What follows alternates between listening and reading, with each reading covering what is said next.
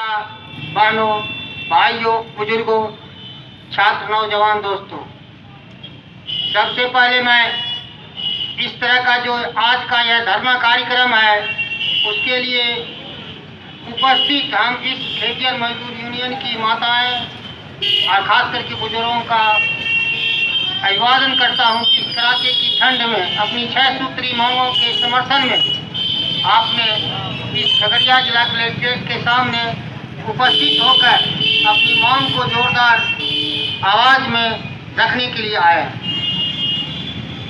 बंधुओं, जैसा कि आप जानते हैं, आज आज़ादी का 75वां साल गुजर चुका है।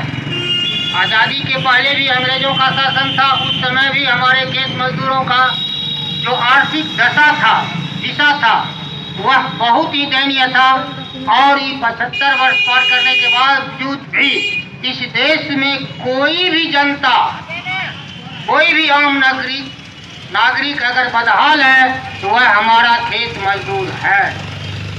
आज यदि बिहार सरकार या केंद्र सरकार अगर सर्वे कराए तो खेत मजदूरों की जो दिशा है, उसका जो आर्थिक संपन्नता है, उनका शिक्षा है, उनकी जो गरीबी है, उनका जो अनपढ़ की स्थिति है और सामाजिक परिवेश में आर्थिक रूप से हो या सामाजिक रूप से हो, शैक्षणिक रूप से हो या राजनीतिक रूप से हो, अगर सबसे गया गुजरा है कि इस देश में खेत मजदूर यूनियन है, खेत मजदूर है।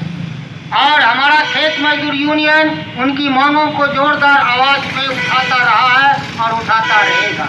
आज ना तो खेत मजदूरों के लिए कोई केंद्रीय कानून है, ना कोई उनके लिए कोई भी व्यवस्था नहीं है इस देश में। हमारा खेत मजदूर कि मैं उनको नमस्कार, मैं स्मित कुमार, आप देख रहे हैं तिलोक न्यूज। ब्लॉक चौथम के प्रभार सीओ मैडम प्रज्ञा नैनम जी ने बांटी कंबल। नहीं हुई।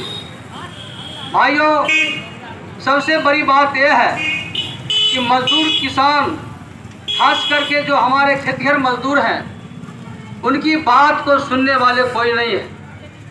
आज हम खेतिहर मजदूर अपने बैनर तले पूरे बिहार में सरकार को हम सूचित कर रहे हैं कि आपने जो आश्वासन दिया था कि जो आदमी नहर किनारे बसे हुए हैं, नदी किनारे बसे हुए हैं, किसी आदमी को एक झोपड़ी में 10-10 परिवार को रहना पड़ रहा है और वह झोपड़ी भी है तो उसका कोई कागज़ नहीं है, वह गैर मजरूआ ज़मीन है या सरकारी ज़मीन है, उस पर बसे हुए हैं। और बहुत सा आदमी ऐसे भी हैं जो कि रोड के किनारे बसे हुए हैं, जिसकी अपनी ज़मीन नहीं है।